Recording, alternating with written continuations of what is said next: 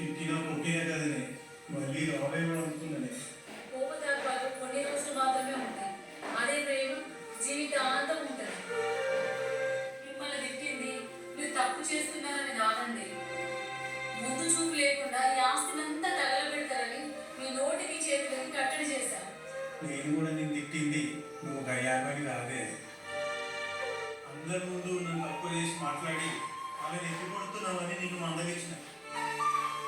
నేను దుబారా ఖర్చులకు అడగట్లేదే, ఎదుటివారి కష్టం తీర్చడానికి అడుగుతున్నా.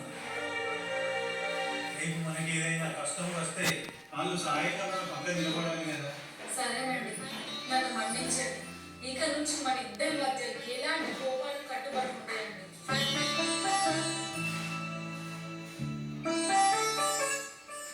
నువ్వు కూడా నన్ను క్షమించరా.